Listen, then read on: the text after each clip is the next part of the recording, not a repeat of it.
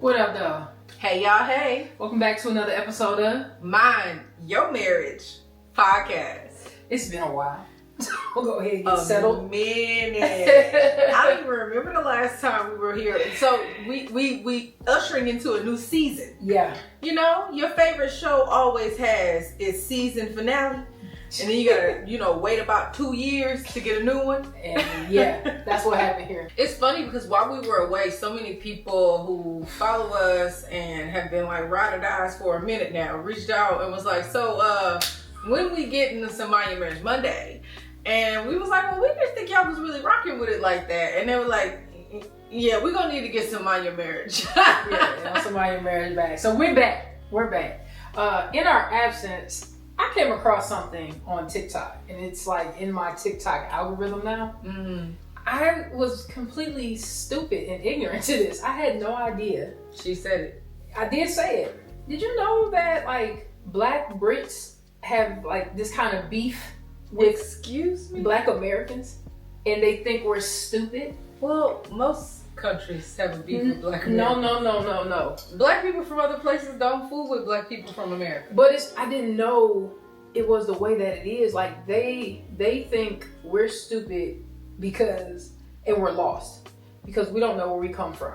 So I also didn't know this. I was very ignorant to the world over there because I just haven't educated myself. Apparently, Black Brits are very particular when they meet each other. Like they don't consider themselves Black Brits. They consider themselves Jamaicans or Nigerians or like wherever their ancestors came from, even though they were born and raised there themselves. That makes sense. And so they say that Black Americans, being a Black American is not a real thing, because that's not where our ancestors are from. And that then they say that we can't date back to where we're from because a lot of them are like first generation born and raised in Britain, or like second generation. Like, did you know this? I did. Okay. Probably because of the kind of work that I do.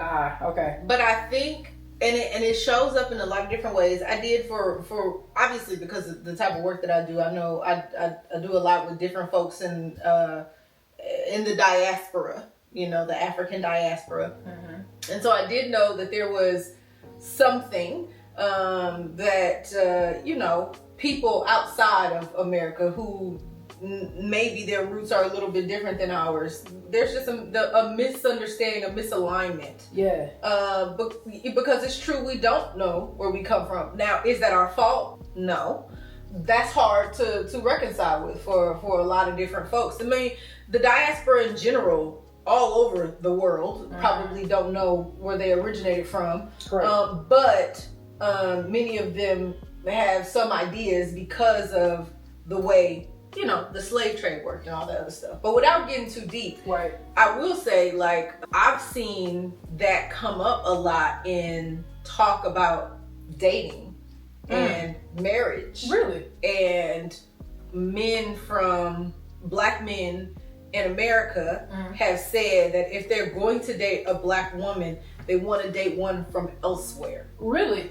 Because Black women in America, have a certain vibe about them. They don't want to serve. They aren't subordinate. Not the word submissive. That's not the word I was looking for, y'all. Listen, they aren't submissive. They don't want to serve. They have an attitude. They don't want to cook and clean and take care of their man and all this other stuff. And so that has come up a lot in conversations that I've had and things that I've seen online. So obviously, for those of you that don't know, I'm a coach for a living.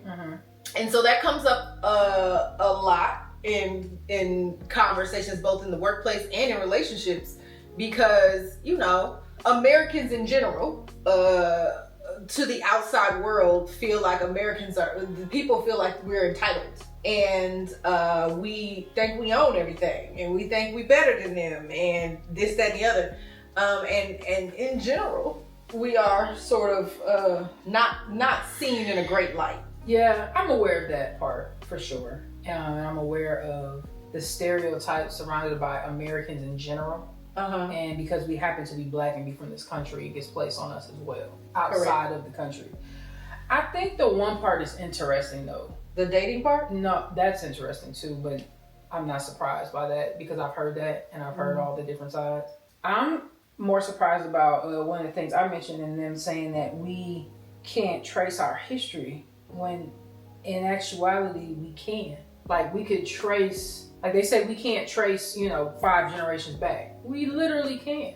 A lot of times, 3 generations are actively on this planet at the same time.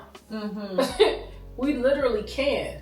Like, I think that part is interesting when I hear that come up. Honey, you are 1 generation, your mother's a generation, and your living grandmother is the 3rd generation. Right, but you said 5. I can only go as far as my great grandmother. Okay, and then so that's 4. And then I gotta stop. But listen though, you literally off the top without having to really think, not only could name 4 generations, including yourself, right? Mm-hmm. You met them all. Right, but those are all 4 generations that are here from America. I still can't trace my roots back to the motherland, which I'm sure we came from. What I'm saying is in the videos I've seen, a lot of Black Brits from the videos I've seen can't do that as far as we can. Because also there's a lot of history with the migration aspect of Caribbean individuals from other areas that migrate over or move over to Britain and move over to European countries to where that gets lost as well. And there becomes a confusion for them, like, so, okay, like my mom was born and raised in this country, not America, but in a European country. And so was I. And the question comes up like, so are you not European? And then they're like stuck. Whereas like they look at us like we're completely confused. I didn't know this, is all I'm saying. But there's confusion on that end as well as I listen to more and more of the conversations. Like it's really I just had no idea because I never had any beef with any Black people in other countries. I mean, being from America, we got plenty of other things going on here. Well, I think it's also because we don't know a lot about Black folks in other countries. Yeah, that's true. And it's because we're American. It's true. I'm not denying that. It's because we are entitled. It's because we think that our culture is superior. In a lot of ways, we've been taught the rah, rah, rah because of where we come from. Whereas in other countries, they are required to learn about all these other places, all these other things, all these other languages. They have to appreciate other cultures, and we don't. The only way we know is if we choose to know. Correct. And make a conscious decision. Correct. But I don't think it's all for that reason.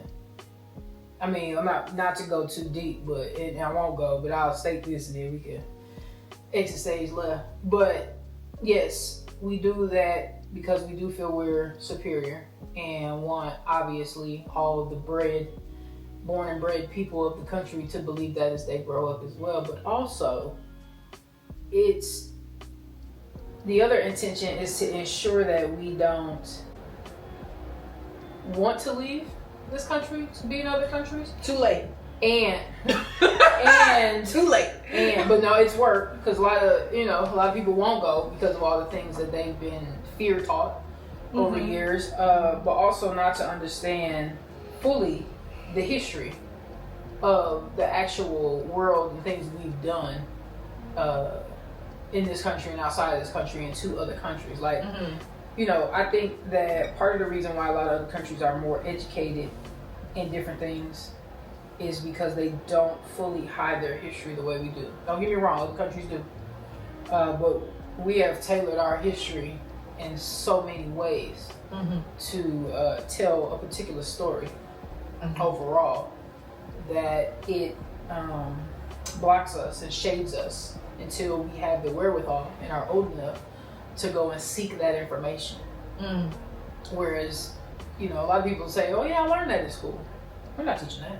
Yeah, but also it's always been something that had to be taught really in secret. The point of it is it wasn't going to be taught in schools. It was a requirement that really, if you wanted your kids to learn those things, you had to teach them at home. Correct. Particularly for Black folks to get their full true history, it had to be passed down from generation to generation to generation and certain things had to be done in secret, in private, at home, which is also another form of stuff that comes all the way from our ancestors and the storytellers and the people who kept the stories, right? So it's always been a thing. It is actually very African to have those folks who told the stories and passed the stories down. It usually wasn't in school. It was in your community. It was in your neighborhood, in your family, in your tribe. Mm-hmm. So it makes sense that that is the case. But we as Americans can choose to keep it that way, where other places do teach it. Like, obviously, they got to get the nitty gritty, real rap raw. I can't really speak on what they, I don't know for sure. Honestly, that is a gap in my community. Is I don't really know a whole lot of people who are not Americans. Mm. Not personally, where I can call them up and hear about their experiences. So I don't actually know what's taught or how they learn their histories and what they learn in terms of their histories. I also don't know for sure if all of them feel this way about us. It feels like the loudest, most ignorant voices are usually the wrongest. Yeah, that's true. And so, is that the way the diaspora outside of the United States feels about us within the United States? Some of them, but I've also heard accounts of people feeling sorry for us because we didn't get the opportunity, to really. People outside of Africa, you know what I mean? Like folks in Africa feel that way about us sometimes. But I mean, folks from the diaspora that are anywhere outside of Africa or other places where we originated from, they ain't no different. Mm-hmm. We always traded. Oh, for sure. Into different places. Just to a different accent. Just different, different lands. We was all doing the same thing, and ain't no oppression Olympics. We all had it bad. But yeah, I just didn't know. When I came across a couple of videos on TikTok, I was like, first of all, what top am I on and how did I get here? I thought it was interesting. Like I said, I've heard it many, many times. I think what was so super interesting for me was the dating piece though, and how men are actually like going, there are websites where they can advertise women for marriage from other countries.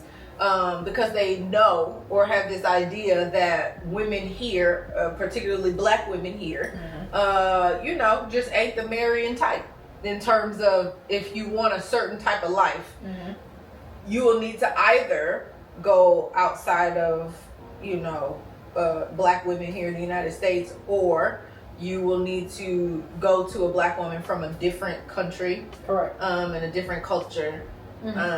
So I thought I think that's always interesting. Yeah, I hear that often from individuals that are not from the United States, that are older, that were raised elsewhere. They'll say like our women are a lot more vocal or more aggressive, not as not sweet, but like softer. They don't come out feminine. Yes, it's feminine energy, as soft as women outside of the U.S. Even if they're outspoken, it's different. It's so interesting because again that we could go very deep into why that is and what that means. So this is like a different Mind Your Marriage Monday, because this is what our marriage look like. We just be having conversations like this on a regular conversations that go way into the night, where we're not doing that argue back and forth around why certain things are and this, that, and the other. But I don't know. Like I just feel like it makes a lot of sense, but it also makes me curious. Yeah. To know, like, are they on to something in terms of how they feel about us? Mm-hmm. Not to say they're right, but I think we got some growing to do in terms of how we show up.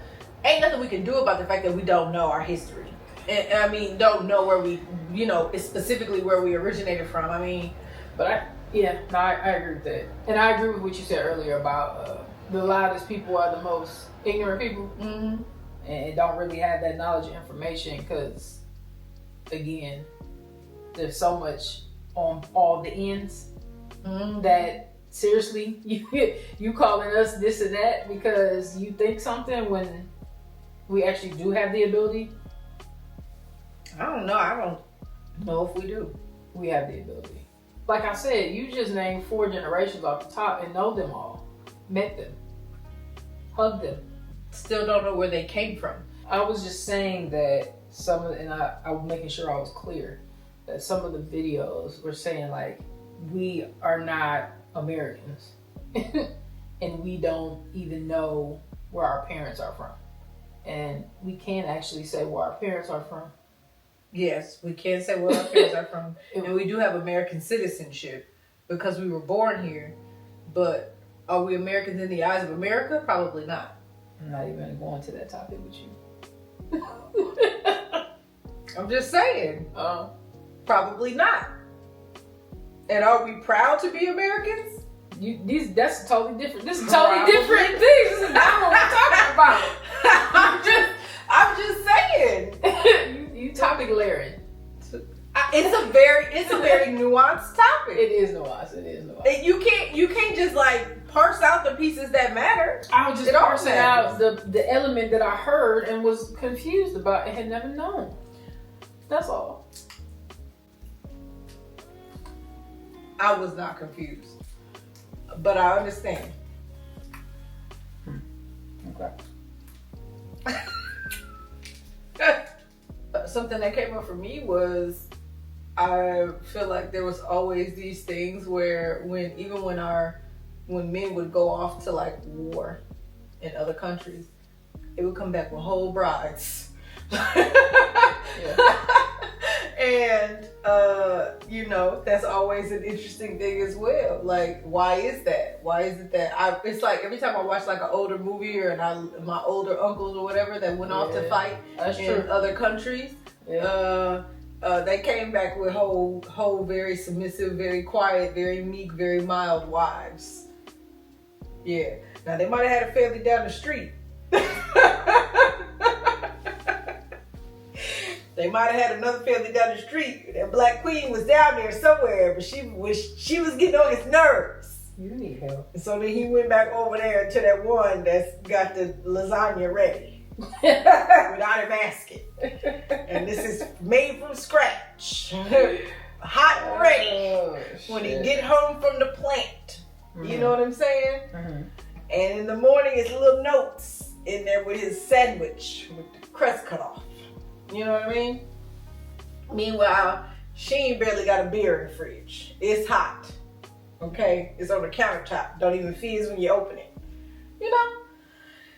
What's wrong with At least that's how they portray it on TV. That's how they portray it on TV, but that's not how Black American women operate when they're treated properly. Oh, not at all. I always think that's a misunderstanding anyway, so I always wonder, like, when you feel like, when you need to say those things, when you need to say things like that, that's really sort of put a whole community and group of other people down based off of some metric of some sort. Yeah. It always makes me wonder, like, so you're not gonna look at you at all, huh? You're not gonna look at you at all? Because I'm gonna tell you, I'm one of them women. I will take care of some things if I need to. Yeah, that's true. When I need to take care of things and when I feel like needs are being met all around, the needs will be met all around for everybody. We can all be happy. That's true. We can all be happy. But you can't be out here with a whole family down the street and think you about to come home and get some hot lasagna. You about to get these hot grits. You know what I'm saying? You about to get these hot grits. Yeah. You also can't be around here letting people mistreat me, letting all kinds of stuff happen, because you're not protecting me, then I can't worry about whether you're hungry or not. Mm-hmm. Right? Like, it's all kinds of things that go into what creates an environment where a person feels like they can be submissive, where they can be that kind of wife. Mm-hmm. So I feel like perhaps in other countries, maybe the meekness, the mildness, the femininity was bred that way because of the environments that they get to live in. Yeah, that's what I was thinking about earlier when you mentioned it. It's the environments they get to live in, get to be brought up in, and some of the adversity that's not stacked on top of them. Generational trauma. Yeah, there you go. It's generational trauma. It is. And don't give me to quote no studies or what have you, but this is stuff that I'm really interested in. So I've looked into it some. Like there is a such thing as genetic code that is passed down from generation to generation to generation. And there we call in the Black community generational curses, but it's really literally trauma and DNA that biologically carries that trauma from generation to generation. And so it has to be very intentionally healed in order to not continue to pass on that genetic code. But ultimately, everybody has some type of trauma, but our community has just been through so much. Yeah, and we continue, yes, and we continue to deal with so much. Not to say that other folks from other places don't, but we have no idea what those experiences are because we're not there and we've never experienced that life. Correct. Every culture's experiences are different because everyone has cultural trends, is what I would call it, when it comes to trauma and obstacles and navigating life. And when you have things that happen and situations that happen and you gotta adjust and adapt to those, if you bring life or raise life in this world, you're gonna teach them what you know. And then they take that information and then they live their lives and they take elements of it and blend it and get rid of aspects and do the same thing. Unless they heal and grow and learn. And then you teach them something different. Correct. But there's always going to be some of that in the back of your mind, no matter what. Whether you keep it in the back of your mind to operate differently, or if you keep it in the back of your mind because you think it's useful. I mean, obviously elements of it get lost each generation. But so it can be healed. Yeah, but then new things can happen. That create new traumas and maybe new less traumatic traumas, because I think that sometimes all trauma is not created equal. No. I've been seeing the memes around what therapy gonna look like for some of these kids today, and how their therapy is gonna be. I saw that, and I think I heard you talking about that, and it was funny. Did you hear me not speak on the conversation? Because you didn't speak on it, so how would I hear you? Did you? Did you hear me not speak on it? Yeah, I heard you not speak on it. I did not recognize that it was intentional. I just thought maybe you were not involved in the conversation, so you did not speak. But go on, honey. Because that's what therapy for me would look like today. Because I live that life that they're saying that kids today live. Yes, except no. I mean, but you got some of the same stuff we dealt with because your family didn't want your mom and dad didn't let you use the dishwasher either. I did, and then no. Right. Yeah. There was dishwasher first. But that was so dumb because we had one. Like, that's what I'm saying. We had one. It was just like, we're not getting it fixed. So you gonna get on the couch and talk to that therapist about your type of trauma. The trauma you had to deal with was the dishes. Well, kids today got to do dishes, so I guess we still in the same boat. Do they? Yes. But what I'm saying is, you actually have things, because I'm your wife and I know things. You still have things that you could get therapized. Of course. And so I was just talking about the jokes, like the funny aspect of it. Yeah, about your parents saying yes, you wanted to play sports, and they said yes. Yeah, and they paid for it. Yeah. Yeah. When y'all said that, like. Straight out of Catholic school. Shut up. Still came out a heathen. Look at you. Look! Right here with me. Ruined. The heathen of them all. You're right. Anyway, y'all. Listen, I hope y'all have enjoyed this shoot the shit episode. This was an interesting shoot the shit, because my wife came out with such seriousness today. We ain't been here in months. months, I tell you. And she came out the woodwork with some philosophical, man, you know what? Did you know? And I'm like, excuse me? I was shocked. I didn't know she was about to go. Why were you shocked? You know who I am as a person. I didn't know she was gonna be Professor Tristan with the response with it all. What did you want me to say? I'm just saying. You went into dissertations. I'm gonna be a little stupider in the next episode. Y'all stay tuned for it though, because I'm gonna try to be less smart. Bro, we about to go. We're about to fight this lady, dog. Hope you enjoyed this episode, and we gonna holler at y'all in the next one. Peace. Bye.